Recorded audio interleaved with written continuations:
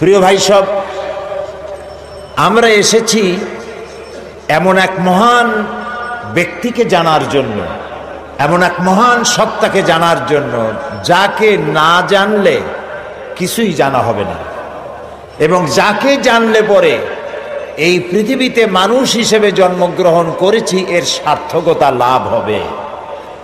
সেটা মুসলমানদেরও যেমন, সেটা হিন্দু, খ্রিস্টান, বৌদ্ধ যারা তাদের জন্য তেমন, সমস্ত জাতির জন্য আল্লাহ রাব্বুল আলামিন তাকে পাঠিয়েছিলেন। তিনি অন্যান্য নবীদের মতো শুধুমাত্র একটি গোষ্ঠীর জন্য আসেন নাই। তিনি অন্যান্য জাতির মতো, অন্যান্য নবীদের মতো একটা এলাকার জন্য নবী হয়ে আসেন নাই। মুহাম্মদুর রাসূলুল্লাহ সাল্লাল্লাহু আলাইহি ওয়াসাল্লাম এসেছিলেন বিশ্ববাসীর জন্য। সুবহানাল্লাহ।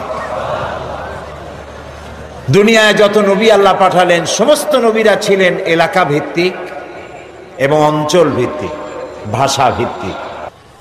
প্রিয় ভাই সব, এক মহাসমুদ্র। রাসূলুল্লাহ নামাজ পড়তেছিলেন, হযরত ওমর রাদিয়াল্লাহু তাআলা আনহু তখনও কাফির, চাইছিলেন রাসূলকে শায়েস্তা করবেন, মারবেন, লাঞ্ছিত করবেন।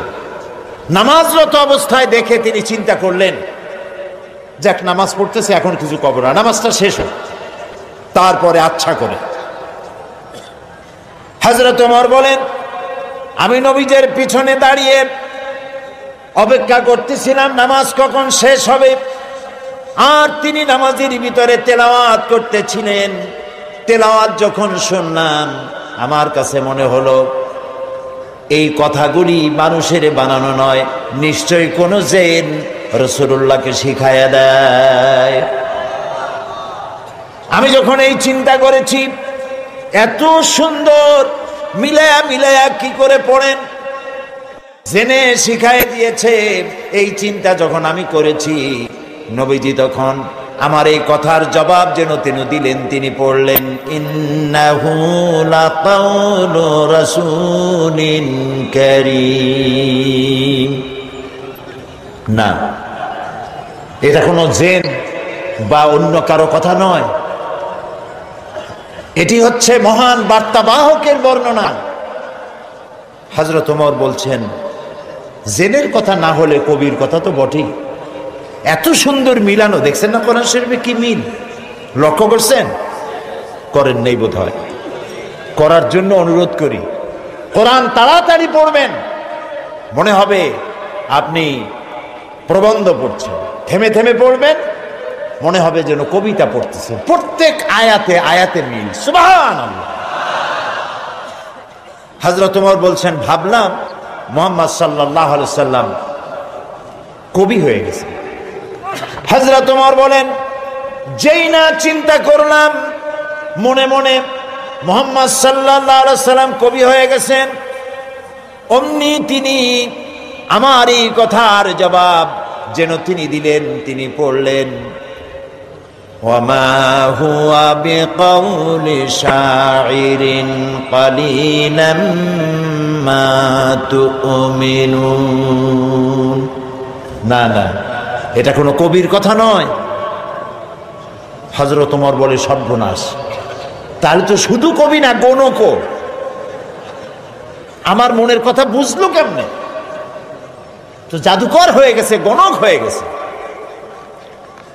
হযরত ওমর বলেন, যখন আমি মনে মনে চিন্তা করলাম গণক হয়ে গেছেন, অমনি নবীজি আমার সে কথারও জবাব দিয়ে দিলেন। তিনি পড়লেন, ওয়ালা বিকাউলি কাহিনিন কালিলাম মা তাযাক্কারুন।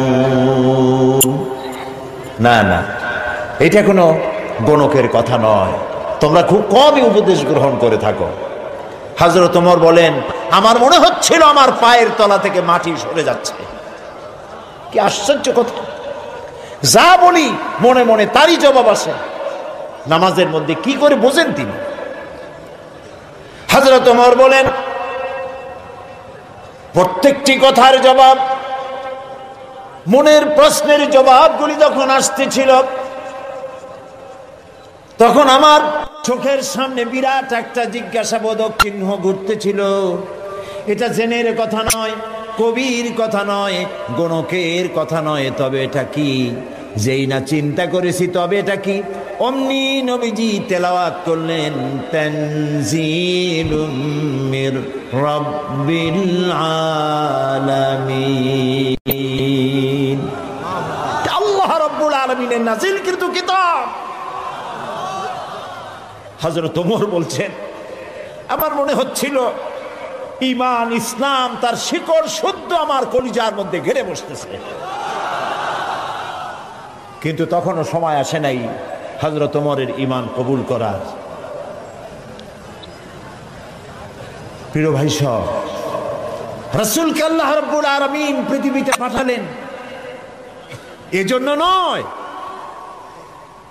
তিনি আমাদেরকে মেসাক করা শুধু শিখাবেন, তিনি আমাদেরকে শুধু দাড়ি আর টুপির কথা বলবেন। একটি সমাজ বিপ্লব, একটি রাষ্ট্র বিপ্লব করার জন্য পাঠিয়েছেন। চুরি, ডাকাতি, জেনা, ব্যভিচার, হত্যা, ধর্ষণে ভরপুর সমাজ, এখানে এসেছেন তিনি। এই জাতির উপায়, এ মানুষ বাঁচবে কি করে, এর লক্ষ্য কি, উদ্দেশ্য কি, যাবে কই? আহারে, গরিবদের বাঁচার কোনো অধিকার নাই। গরিবরা শোষিত, নির্যাতিত, নিপীড়িত, নিগৃহীত। বড় লোকদের সব জোর জার, মুলুক তার।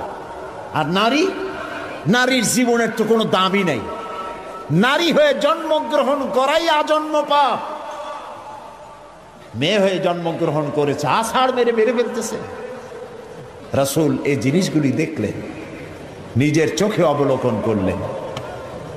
একটা ব্যতিক্রমী স্বভাব দিয়ে তিনি তৈরি হচ্ছেন। লোকেরা লক্ষ্য করল, এক পর্যায়ে মক্কার লোকেরা রাসূলের নাম ভুলে গেল।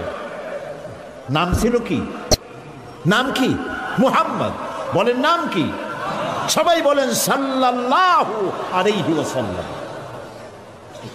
মনে থাকে যেন রাসূলের নাম যখন শুনবেন, যখন পড়বেন, কি বলবেন?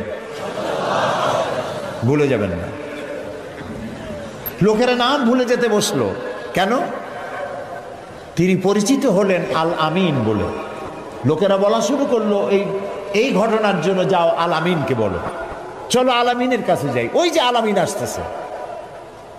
বিশ্বাসী হিসাবে পরিগণিত হলেন সকলের কাছে, বিশ্বাসী, এবং নাম আরো হলো সাদেক, সত্যবাদী। নবীজি যখন মক্কা থেকে হিজরত করে মদিনায় যান, যাওয়ার সময় হযরত আলীকে বলেছিলেন, আলী, আল্লাহ তাআলা অর্ডার করেছেন আমাকে মদিনায় যাওয়ার জন্য হিজরত করে, তুমি আমার বিছানায় শুয়ে থাকো, আর একটা কাগজ কলম নাও, একটা লিস্ট তৈরি করো। হযরত আলী বলেন, আমি লিস্ট দিলাম আমানতে। সেই আমানত যারা রাখছে অধিকাংশ কাফেরের আমানত রাখছে। কার কাছে? মুহাম্মদ সাল্লাল্লাহু আলাইহি ওয়াসাল্লামের কাছে আমানত রেখেছে। কেন? কাফেরেরাও বুঝতো যেসব নেতার পিছনে ঘুরি এগুলো শয়তানের চাইতেও খারাপ। মুহাম্মদ সাল্লাল্লাহু আলাইহি ওয়াসাল্লামের সাথে বিরোধিতা করি নেতাদের জ্বালায় পড়িয়া। আসলে তার মতো ভালো মানুষ আকাশের নিচে জমিনের উপরে আর নাই। কাফেরেরাও বুঝতো।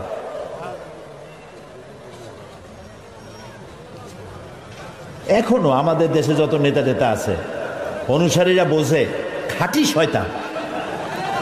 নামাজ নাই, না দেখেন না, নামাজ নাই, রোজা নাই, আল্লাহ পরকালের চিন্তা নাই, মিথ্যা কথা বলে অনবরত। মানুষে যেমন বমি করে হড় হড় করিয়া মুখ দিয়া মিথ্যাগুলি বমির মতো বাইর হইতে থাকে।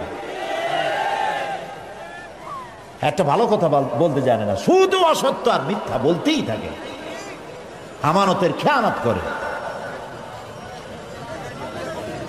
তবে এইসব নেতাদের পিছনে ঘুরে কেন? এই চিন্তায় যে এরা যদি এমপি মন্ত্রী হইতে পারে তা একটা চাকরি পাবো, লাইসেন্স পাবো, টিয়ার কাবি খাইতে পারবো।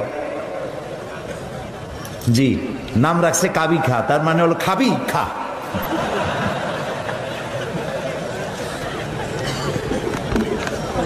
নবী করিম সাল্লাল্লাহু আলাইহি ওয়াসাল্লাম, আপনার আমার জীবন, আমাদের মা বাপের জীবন উৎসর্গ হোক রাসূলের কদম মোবারকের উপরে। সারাটা দুনিয়া ঋণী তার কাছে, তার স্বভাব চরিত্রের কাছে। মুহাম্মদ রাসূলুল্লাহ সাল্লাল্লাহু আলাইহি ওয়াসাল্লাম এই সমাজে বড় হলেন, বেড়ে উঠলেন, লক্ষ্য করলেন এদের বাঁচাবো কেমনে, উপায় কি? তিনি গারে হেরায় চলে গেলেন। ওটার নাম জাবালে নূর। আমরা গারে হেরা বলি, কিন্তু মক্কা শরীফে যে গারে হেরা কইলি কেউ চিনবে না, চিনবে না। জাবালে নূর, ওই জাবালে নূরে উঠলেন, অনেক উঁচা।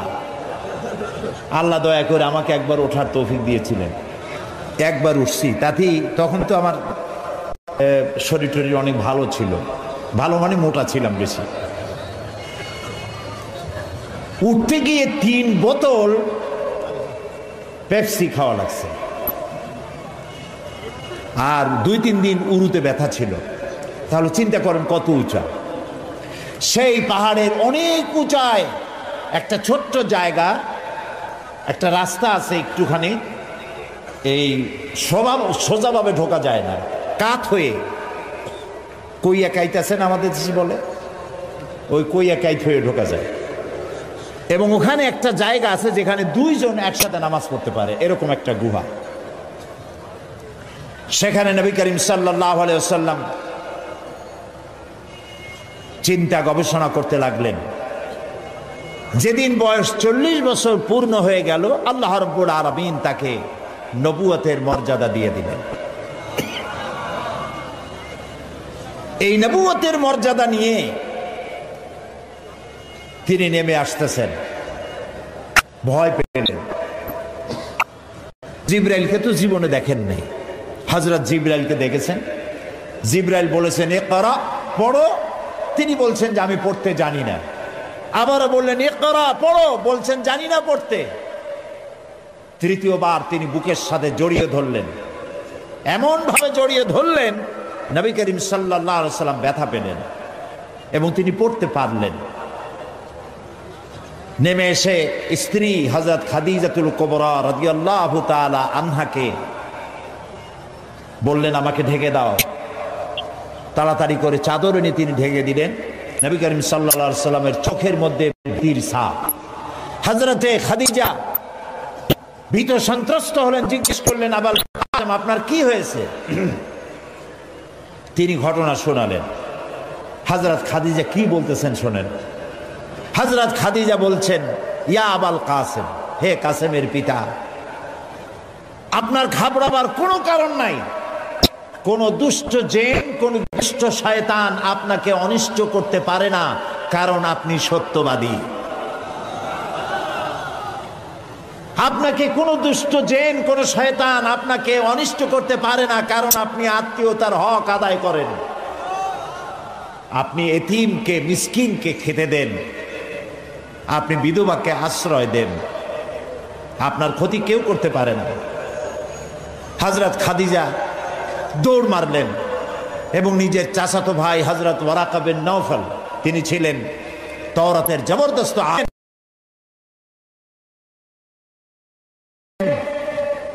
নবীজির মুখে খবর শুনলেন। সবটা শুনে নবীজির মস্তক মোবারকের উপরে চুমো খেয়ে বললেন কুদ্দুসুন কুদ্দুসুন, অতি পবিত্র, মহাপবিত্র ইয়া মুহাম্মদ সাল্লাল্লাহু আলাইহি ওয়াসাল্লাম।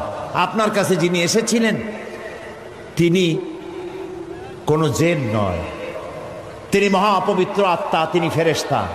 যে ফেরেশতা এসেছেন ইব্রাহিম, মূসা, ঈসা, ইয়াকুব, আইয়ুব, সমস্ত নবীদের কাছে যে ফেরেশতা এসে, সেই জিবরাইল এসেছিলেন আপনার কাছে। তাওরাতে আমি যা পড়েছি তার সাথে মিল হয়ে যাচ্ছে। আপনি আখিরি জামানার পয়গম্বর। তবে আমার জন্য আফসোস, আমি বৃদ্ধ, এই জাতি আপনাকে খুব কষ্ট দেবে, নির্যাতন করবে। সেদিন পর্যন্ত যদি আল্লাহ আমারে বাঁচায় রাখেন, আমি আপনাকে সাহায্য করব, আপনার সাথে থাকব। প্রিয় ভাই সব, একটা নারী, একজন স্ত্রী পুরুষের জন্য, স্বামীর জন্য সব থেকে উত্তম সাক্ষী দিতে পারে। এর থেকে ভালো সাক্ষী আর কেউ দিতে পারে না। আল্লাহর নবী যখন তার স্ত্রী হযরত খাদিজা রাদিয়াল্লাহু তাআলা আনহাকে যখন দাওয়াত দিয়েছেন, আল্লাহ রাব্বুল আলামিন যখন দাওয়াতের জন্য বলে দিলেন নিকটবর্তী আত্মীয়দেরকে দাওয়াত দাও, সর্বপ্রথম নবীজি গিয়ে হযরত খাদিজাকে দাওয়াত দিলেন, বললেন আল্লাহ ছাড়া কোনো ইলাহ নাই, মাবুদ নাই, তার উপর ঈমান আনো, আর আমি মুহাম্মদ রাসূলুল্লাহ সাল্লাল্লাহু আলাইহি সাল্লাম আখিরি জামানার পয়গম্বর, আমার উপর ঈমান আনো। স্ত্রীর জন্য স্বাভাবিক ছিল, স্ত্রী তো কমসে কম স্বামীরে চেনে, কি বলেন আপনারা, চেনে না?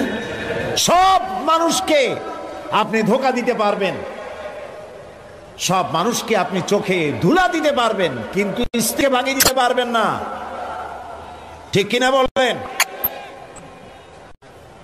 স্ত্রী আপনার জন্য ভালোবাসা দিতে পারে, জীবন দিতে পারে, সব দিতে পারে, কিন্তু ঈমান আনা অত্যন্ত কঠিন। নবীজি যখন হযরত খাদিজাকে ঈমানের দাওয়াত দিলেন, হযরতে খাদিজা রাদিয়াল্লাহু তাআলা আনহা এক মুহূর্ত দেরি করেন নাই, সঙ্গে সঙ্গে পড়েছেন লা ইলাহা ইল্লাল্লাহু মুহাম্মাদুর রাসূলুল্লাহ। জোরে পড়েন লা ইলাহা ইল্লাল্লাহ, লা ইলাহা ইল্লাল্লাহ, লা ইলাহা ইল্লাল্লাহু মুহাম্মাদুর রাসূলুল্লাহ। হযরত খাদিজা বলছেন, ইয়া আবুল কাসেম, আপনি অবশ্যই আল্লাহর নবী।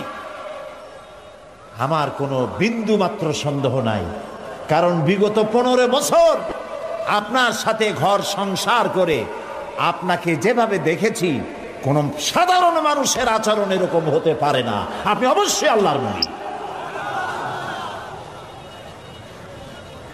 নবী করিম সাল্লাল্লাহু আলাইহি ওয়াসাল্লাম এই দাওয়াত নিয়ে ছড়িয়ে পড়লেন ময়দানে।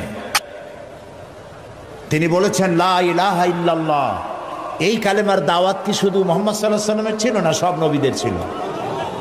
দুনিয়ার সব নবীদের একটাই স্লোগান ছিল, কারো মধ্যে কোনো মতপার্থক্য, মতদ্বৈততা হয় নাই, সকলের স্লোগান একটা, লা ইলাহা ইল্লাল্লাহ। এই কালেমার বিপ্লবী দাওয়াত পেশ করেছেন সমস্ত নবীরা। আমরা এই কালেমাটা বুঝি না, না বোঝার কারণেই দুরবস্থা হয়েছে। আমরা শুধু এটারে জিকিরের বুলি বানাইছি। দেখছেন কি কায়দায় জিকির করে, লা ইলাহা ইল্লাল্লাহ ইল্লাল্লাহ, এমন জোরে ইল্লাল্লাহ বলে তাতে কলব থাকলেও পারে, গেলেও পারে। কি বুঝে ইল্লাল্লাহ বলতেছেন? আবার লা ইলাহা ছেড়ে দিয়া খালি ইল্লাল্লাহ করে, এরকমও শুনেছি, শুনছেন আপনারা? লা ইলাহা বাদ দিয়া কতক্ষণ ইল্লাল্লাহ ইল্লাল্লাহ ইল্লাল্লাহ।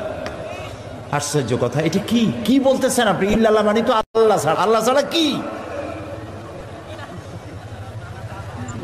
লা ইলাহা ইল্লাল্লাহ, এই কালেমার দাওয়াত যখন নবীরা দিয়েছেন, হযরত মূসা আলাইহিস সালাম যখন বলেছেন লা ইলাহা ইল্লাল্লাহ, এ আঘাত লেগে ফেরাউন দরিয়ায় নীলের মধ্যে ডুবে শেষ হয়ে গিয়েছে। হযরত ইব্রাহিম আলাইহিস সালাম যখন বলেছেন লা ইলাহা ইল্লাল্লাহ, নমরুদের গোষ্ঠী সাফ হয়েছে, জুতা পিটা খাইয়া দুনিয়া থেকে বিদায় হয়ে গেছে, ঠিক না ভাই?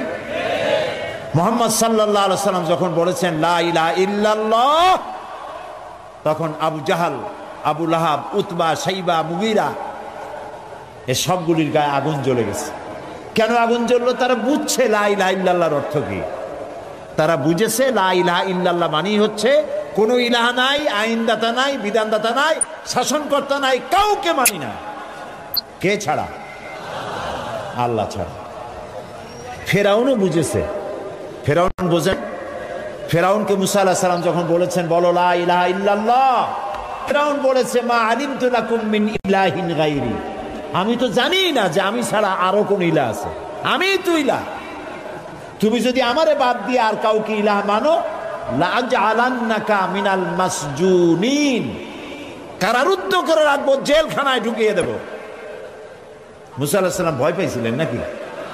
ভয় পাননি। কাফেরেরা বুঝতে পারতো লা ইলাহা ইল্লাল্লাহর অর্থ কি। আবু জাহাল, আবু লাহাব, উতবা, শাইবারা, হযরত আবু তালেব নবী করিম সাল্লাল্লাহু আলাইহি সাল্লামের চাচা আবু তালেবের কাছে গিয়ে বলেছে, আবু তালেব রাসূলকে বলো, মুহাম্মদ সাল্লাল্লাহু আলাইহি সাল্লামকে বলেন তিনি যেন লা ইলাহা ইল্লাল্লাহর দাওয়াত না দেন। এর বিনিময়ে যত টাকা লাগে, যে সুন্দরী মেয়ে পছন্দ করবে সেই মেয়ে তার সাথে বিয়ে দিয়ে দেব, নেতৃত্ব দেব, টাকা দেব, পয়সা দেব, বাড়ি ঘর দেব, তবুও লা ইলাহা ইল্লাল্লাহ দাওয়াত যেন তিনি না দেন। নবীজির কাছে যখন প্রস্তাব গেল, আল্লাহ নবী বললেন, চাচাজি আবু তালেব, প্রস্তাব যেটা এসেছে ওই প্রস্তাবকরা যা দিতে পারবে সেটা তো স্বাভাবিক কথা, যেটা দিতে পারবে না তাও যদি ওরা আমার হাতে দিতে পারে, যেমন আকাশের সূর্যটা ধরে এনে যদি ওরা আমার ডান হাতে তুলে দেয়, আকাশের পূর্ণিমার চাঁদ যদি ধরে এনে আমার বাম হাতে তুলে দেয়, এরও বিনিময়ে আমি আল্লাহ নবী মুহাম্মদুর রাসূলুল্লাহ এক মুহূর্তের জন্য তাওহীদের দাওয়াত বন্ধ করে দেব না। নবীজি পৃথিবীতে আল্লাহর দ্বীনের দাওয়াত দেওয়ার জন্য, দ্বীন প্রতিষ্ঠার জন্য এসেছিলেন। এজন্য আসেন নাই আবু জাহাল, আবু লাহাব বা সাইবারা নেতৃত্ব দিবে আর মুহাম্মদ সাল্লাল্লাহু আলাইহি সাল্লাম তার অধীনে চাকরি করবেন, মসজিদে বসে আল্লাহ আল্লাহ করবেন। মূসা আলাইহিস সালামকে এজন্য পাঠানো হয়নি যে তিনি ফেরাউন রাজত্ব করবে আর তিনি তার অধীনে থেকে আল্লাহ বিল্লাহ করবেন। এজন্য পাঠানো হয়েছে। মূল উদ্দেশ্য কি? আল্লাহ রাব্বুল আলামিন বলেন, হুয়াল্লাযী আরসালা রাসূলাহু বিল হুদা ওয়া দীনিল হক লিইয়ুযহিরাহু আলাদ-দীনি কুল্লিহি ওয়া কাফা বিল্লাহি শাহীদা।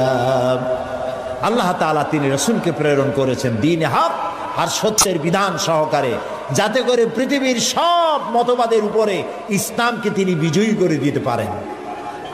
নবী করিম সাল্লাল্লাহু আলাইহি সাল্লাম মক্কি জীবনে এই কাজটি তিনি চালু করলেন। নবী করিম সাল্লাল্লাহু আলাইহি সাল্লামকে আল্লাহ রাব্বুল আলামিন সব রকমের সম্মান এবং মর্যাদা দিয়ে পৃথিবীতে পাঠালেন দ্বীনকে প্রতিষ্ঠা করার জন্য। 13 বছর সময় লাগলো মক্কায়। কয় বছর লাগলো? 13 বছর। এই 13 বছর দ্বীনের দাওয়াত দিতে থাকলেন মানুষের দুয়ারে দুয়ারে গিয়ে, গোপনে, রাত্রে, দিনে। আল্লাহর মেহেরবানি লোক তৈরি হয়ে গেল। আবু বকর, ওমর, ওসমান, আলী, খাব্বাব, খুবাইব রিদওয়ানুল্লাহ তাআলা আলাইহিম আজমাইন, এই সব লোক তৈরি হয়ে গেল। কেমন লোক তৈরি হলো? যে হযরত ওমর রাসূলকে হত্যা করতে আসছিলেন, সেই ওমরকে আল্লাহ এমন দরজায় পৌঁছায় দিলেন, রাসূল বললেন, লা নাবিয়্যা বা'দি ওয়ালা রাসূলা, আমার পরে নবীও হবে না, রাসূলও হবে না, কিন্তু আমার পরে যদি কেউ নবী হতো লাকানা ওমর, ওমরে আল্লাহ নবী বানাই দিতেন। সুবহানাল্লাহ বলুন। এইসব লোক তৈরি হয়ে গেল। 13 বছর সময় লাগলো। আল্লাহ রাব্বুল আলামিন হিজরতের অর্ডার দিয়ে দিলেন। নবীজি এবার মক্কা শরীফ থেকে রওনা করেছেন। গভীর রজনীতে হযরত আবু বকরকে সঙ্গে করে নিয়ে রওনা করলেন। জাবালে মিসফালার ভিতর দিয়ে, জাবালে কিদওয়ার উপর দিয়ে যাওয়ার সময় বারবার কাবার দিকে ফিরে তাকায় কাঁদতে লাগলেন আর বলতে লাগলেন, কাবারে বড় আশা ছিল তোর খেদমত করব, কিন্তু তোর নিষ্ঠুর সন্তানেরা তোর কাছে আমারে থাকতে দিল না রে। নবীজি হযরত আবু বকর রাদিয়াল্লাহু তাআলা আনহুকে সঙ্গে নিয়ে জাবালে সুরে চলে গেলেন। হজরে রক্ত হয়ে গেল। হযরত আবু বকর বলেন, আর উপায় নাই, ধরা পড়ে যাব। এই গুহার মধ্যে গিয়ে আমরা আশ্রয় নেই। গুহার ভিতরে গিয়ে আশ্রয় নিলেন। সকালবেলায় কাফির বেঈমানেরা খুঁজতে খুঁজতে ওই পর্যন্ত এসেছে। একজন বলে পায়ের চিহ্ন এখানে শেষ, ভিতরে আছে, আর একজন বলে নাই। একজন বলে আছে, আর একজন বলে নাই। হযরত আবু বকর বলেন, ইয়া রাসূলুল্লাহ, আমরা ধরা পড়ে গেছি, আর উপায় নাই। এটা এত স্বল্প গভীর গুহা, বসতে পরে মাথা দেখা যায়, শুয়ে হাঁটু উঁচু করলে হাঁটু দেখা যায়, আর বাঁচার উপায় নাই। আল্লাহ রাব্বুল আলামিনের হাবিব তখন বললেন, কোরআনে কারীমের মধ্যে সূরা তাওবায় আল্লাহ শোনাই দিয়েছেন, ইদ ইয়াকুলু লিসাহিবিহি লা তাহজান ইন্নাল্লাহা মা'ানা। হে আমার বন্ধু, হে আমার সাথী, ভয় পেও না, আমরা দুইজন নই, আমাদের সাথে আর এক সত্তা আছে, তার নাম কি? সবাই বলেন। আল্লাহ রাব্বুল আলামিন তার হাবিবকে বাঁচালেন না ধরাই দিলেন? বাঁচাইছেন কিনা? দিনের বেলায় ঘুমায় থাকতেন, রাতের বেলায় চলতেন, 13 দিন সময় লাগলো। মক্কা শরীফ থেকে লোকেরা, কাফেরেরা রাসূলকে ধরার জন্য সুরাকাকে পাঠিয়ে দিল। সুরাকা চলল ধরার জন্য, অশ্ব পৃষ্ঠে সওয়ার হয়ে দৌড়াতে দৌড়াতে রাসূলের কাছে চলে গিয়েছে। হযরত আবু বকর বলছেন, ইয়া রাসূলুল্লাহ, আবার ধরা পড়ে গেলাম, এই লোক কেমনে ছাড়ি? আবার পিছনে দৌড়ানো আরম্ভ করেছে। আবার কিছু দূর গিয়ে দুটি পা, ঘোড়ার পা সামনের দিকে টেনে যেতে লাগলো। এবার বলল, আমি ক্ষমা চাই। রাসূল বললেন, মাফ করলাম, ফিরে যা। আবার যখন ঘোড়ার পা উঠে আসলো, সুরাকা তখন চিন্তা করলো, 100 লাল উট কেমনে ছাড়িয়ে যায়। আবার পিছনে আরম্ভ করছে দৌড়। এবার যখন কাছাকাছি এসেছে, সুরাকার ঘোড়ার 4টা পাই মাটির তলায় দাবা শুরু হয়ে গেছে। সুরাকা বলছে, আমি মাপ চাই, আমাকে ক্ষমা করে দিন। রাসূলুল্লাহ ফিরে তাকালেন, বললেন, সুরাকা, এখনো তোমার বিশ্বাস হয় না যে আমি আল্লাহর নবী? সুরাকা বলছেন, হ্যাঁ। নবীজি তাকে ক্ষমা করলেন। ঘোড়া শুদ্ধ উপরে উঠে আসলো। সুরাকা চিন্তা করলো, একেবারে খালি হাতে ফিরবো? দেখেন কি কত বড় খারাপ মানুষ। সুরাকা বলছে, মুহাম্মদ সাল্লাল্লাহু আলাইহি সাল্লাম, আচ্ছা আমি যেই ধরলাম না, আমি ফিরে যাব এখন, কিন্তু আমি যে আপনাকে ধরলাম না, সেজন্য আপনি আমার কিছু দেবেন না? মানুষ কত খারাপ হতে পারে চিন্তা করে। নবীজি রাগ করলেন না। নবীজি বললেন, হ্যাঁ দেব। কি দেবেন? নবীজি বললেন, তোমাকে আমি পারস্য সম্রাটের মুকুট তোমার মাথায় পরিয়ে দেওয়া হবে। সুরাকা মুখটা মলিন হয়ে গেল। কিভাবে সম্ভব? কইল কি? এটা কি সম্ভব কথা? যিনি রাতের আধারে একজন লোক নিয়ে কোন রকম করে আত্মগোপন করে চলে যাচ্ছেন, নিজের জন্মভূমি ছেড়ে পারস্য সম্রাটের মাথার মুকুট এনে আমারে দেবে, এটা একটা কথা হইল? কিছু দেবেন না তাই কর। মন খারাপ করে সে চলে গেল। নবী করিম সাল্লাল্লাহু আলাইহি সাল্লামের ইন্তেকালের পর হযরত আবু বকর ক্ষমতা এলেন, তারপরে হযরত ওমর ক্ষমতা এলেন। হযরত ওমরের জামানায় পারস্য বিজয় হলো, আর গনিমতের মালের সাথে পারস্য সম্রাটের মুকুটও এসে সামনে হাজির হয়ে গেল। হযরত ওমর লক্ষ্য করে দেখলেন গনিমতের মালের মধ্যে হীরা মণিমুক্তা খচিত চকচক করছে, পারস্য সম্রাটের মাথার মুকুট। হযরত ওমর বললেন, কেউ চলে যাও তো, সুরাকাকে ডেকে নিয়ে আসো। সুরাকা তখন বুড়ো হয়ে গেছে, দাড়ি চুল পেকে বৃদ্ধ হয়ে গেছে। সুরাকাকে কাছে ডেকে হযরত ওমর নিজ হাতে পারস্য সম্রাটের মুকুটটা সুরাকার মাথায় পরিয়ে দিলেন। বললেন, সুরাকা, আল্লাহর নবীর ওয়াদা কখনো মিথ্যা হয় না। নবীজি মক্কা থেকে মদিনায় পৌঁছে গেলেন। প্রতিমধ্যে খুব ক্ষুধার্ত হয়েছিলেন। প্রতিমধ্যে কখনো খেতে পারতেন, কখনো খেতে পারতেন না। মদিনার কাছাকাছি, বুখারীতে এই বিবরণ এসেছে, কাছাকাছি হওয়ায় যখন হলেন, তখন উম্মে মা'বাদ, মা'বাদের মা বাড়িতে ছিলেন একটা ঘরে। আবু মা'বাদ কাজের জন্য চলে গেছে। কতগুলি ছাগল ছিল তাদের। এই মরুভূমিতে কোনো খাবার নাই, ঘাস নাই, ছাগল সব, বাচ্চা নাই, দুধ নাই, সব শুকায় গেছে। নবী করিম সাল্লাল্লাহু আলাইহি ওয়াসাল্লাম ক্ষুধার্ত, হযরত আবু বকর ক্ষুধার্ত। বাড়ির মধ্যে গিয়ে ঢুকছেন, উম্মে মা'বাদকে জিজ্ঞেস করলেন, মহিলাকে জিজ্ঞেস করলেন, তোমার ঘরে কি কোনো খাবার আছে? তিনি বললেন, পথিক, আমার ঘরে কোনো খাবার নাই। আচ্ছা দুধ আছে? তিনি বললেন, না, দুধ পাবো কোথায়? কই যে ওই যে একটা ছাগল দেখা যায়, একটা বকরি দেখা যায়। তো বললো যে আপনি দেখতে পাচ্ছেন না এই বকরি কত কৃষ, একেবারে শুকায় গেছে, ওর তো বাচ্চা নাই, ও দুধ দেবে কেমনে? রাসূলুল্লাহ বললেন তুমি বকরিটা আমার কাছে নিয়ে আসো। মহিলা বকরিটা কাছে নিয়ে এলেন। রাসূলুল্লাহ বকরির ওলান বলে না, ওলানে হাত দিলেন। উম্মে মাবাদ বললেন আমি তাকিয়ে থাকলাম, বকরি তার দুটি ঠ্যাং ফাঁক করে দিল পেছনে, আর ওলান বড় হয়ে মাটিতে থেকে গেল। রাসূলুল্লাহ বললেন একটা পাত্র নিয়ে আসো। একটি পাত্র আনা হলো, বড় এক পাত্র দুধে ভরে গেল। রাসূলুল্লাহ পাত্র থেকে ঢেলে দিলেন তুমি খাও, নিজে খায়েন। হযরত আবু বকরকে খাওয়ালেন, পাত্র পরিপূর্ণ থাকলো। বলল তোমার স্বামী এলে তাকে দিও। রাসূলুল্লাহ চলে গেলেন। আবু মাবাদ বাড়ি ফিরেছেন, মুখ শুকনা। হঠাৎ করে দুধের দিকে চোখ পড়লো, বলল তুমি দুধ পাইলা কই? আবু মাবাদ বলছে, পুরুষ বলছে যে আমি তো সারাদিন কষ্ট করেছি, কিছু খাই নাই, তুমি দুধ পেলে কোথায়? উম্মে মাবাদ বললেন আমাদের বাড়িতে দুইজন মেহমান আসছিলেন এবং যা ঘটনা ঘটলো পুরা ঘটনা তিনি শোনালেন। আবু মাবাদ জিজ্ঞেস করেন আচ্ছা বলো তো লোকটি কেমন, দেখতে কেমন? উম্মে মাবাদ বলছে আবু মাবাদ আমি সেই পুরুষটির কথা কি বলবো, আমার জীবনে এত সুন্দর সুপুরুষ আমি জীবনে দেখি নাই।